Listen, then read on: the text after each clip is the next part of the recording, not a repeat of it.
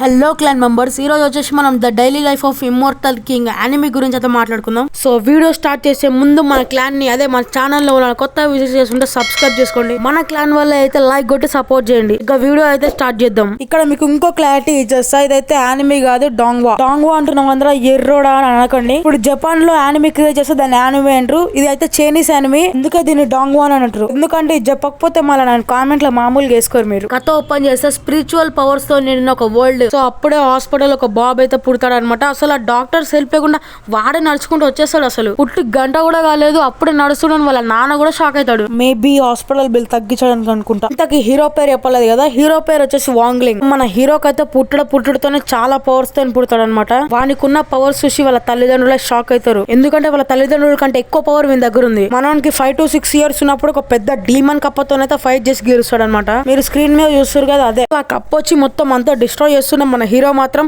Shop కెళ్ళి crispy noodles అయినా కొనుక్కొని తింటూ ఉంటాడు. సో అప్పుడే కప్ప రావడంతో వాడు నూడిల్స్ తినలేదు, దాని మీద కోపం ఆ కప్ప మీద చూపించాడు. మన హీరో సగంలో సగం పవర్ ఉపయోగించి మాత్రమే ఆ కప్ప నూడించాడు, కానీ ఇంపాక్ట్ మాత్రం వేరే లెవెల్. ఇంతకు మీకు నూడిల్స్ అంటే ఇష్టమా? ఓ సరే వీడియో ఎటో పోతుంది. ఇక మ్యాటర్ అయితే వచ్చేద్దాం. కానీ పవర్స్ వల్ల మొత్తం వరల్డ్ డిస్ట్రాయ్ లాగా ఉంది. ఎందుకంటే అసలు కంట్రోల్ లేనంత పవర్ తన దగ్గర ఉంది. సో దానికి భయపడే వాళ్ళ అమ్మ నాన్నలు అయితే ఒక సీల్ క్రియేట్ చేసి తన పవర్స్ అయితే సీల్ చేశారు. మొత్తం పవర్స్ కాదు, 1 పవర్స్ లో చెప్పాను కదా, సగంలో సగం కూడా సీల్ చేయలేదు, జస్ట్ కొంచెం మాత్రమే సీల్ చేశారు. మన హీరో అయితే అందరికి దూరం ఉంటాడు, తను ఒక్కడే ఒంటరిగా ఉంటాడు. ఎందుకంటే తనకి ఫీలింగ్ ఎమోషన్స్ ఏముండవు. ఎందుకంటే దాని వల్ల కూడా ఆ సీల్ బ్రేక్ అయ్యే అవకాశం ఉందని. దానికి కోపం వచ్చినప్పుడు, బాధ వచ్చినప్పుడు ఆ సీల్ బ్రేక్ అయ్యే అవకాశం ఉందన్నమాట. అలా జరిగిపోతున్న మన హీరో జీవితంలోకి హీరోయిన్ అయితే వస్తుంది. హీరోయిన్ పేరు వచ్చి సూరాంగ్. మన హీరోయిన్ అయితే లవ్ చేస్తుంది. కానీ మన వాంగ్లింగ్ అయితే అసలు ఫీలింగ్స్ అసలు ఎక్స్ప్రెస్ చేయడు. కాకపోతే వీళ్ళందరూ మంచి ఫ్రెండ్స్ అవుతారు అనుకో. అలా సాఫీగా జరిగిపోతుంటే హీరోయిన్ ని చంపడానికి కొంతమంది విలన్స్ అయితే వస్తారనమాట. సో హీరోయిన్ ని చంపేస్తారనమాట. చంపేసినప్పుడు మన హీరోకి అయితే చాలా అంటే చాలా కోపం వస్తుంది. సో ఆ సీల్ అయితే బ్రేక్ అయిపోతుంది. హీరో అయితే హీరోయిన్ ని బతికించడం కోసం చాలా వరల్డ్ డిస్ట్రాయ్ చేస్తూ మళ్ళీ వరల్డ్ క్రియేట్ చేస్తూ ఉంటాడు. ఆఖరికి టైం ని మొత్తం రివర్స్ తీసుకెళ్లి తననైతే బతికిస్తాడు. నేనైతే ఈ యానిమీ గురించి ఇంత మాత్రమే చెప్తున్నా, ఇంకా చెప్పలేను. ఎందుకంటే మీకు స్పాయిలర్ అవుతుంది. మిగతా స్టోరీ మొత్తం మీ యానిమీ చూసి తెలుసుకోండి. మెయిన్ గా సీజన్ 1 లో 14th ఎపిసోడ్ మాత్రం ర్యాంప్ ఉంటది. ఈ anime comedy scenes, visuals, story మాత్రం బాగుంటుంది. నాకు ఈ యానిమీలో మెయిన్ గా నచ్చింది యానిమీ క్లారిటీ. ఈ యానిమీ గురించి వచ్చేసి ఈ యానిమీ అయితే 4 సీజన్లు అయితే రిలీజ్ అయినా, దాంట్లో 3 seasons అయితే తెలుగు డబ్బు అయితే అవైలబుల్ ఉంది. సో యానిమీ వచ్చేసి క్రంచీ రోల్ అయితే ఉంది. వీడియో నచ్చితే లైక్ చేయండి. సరే మళ్ళీ ఉంటా, బాయ్.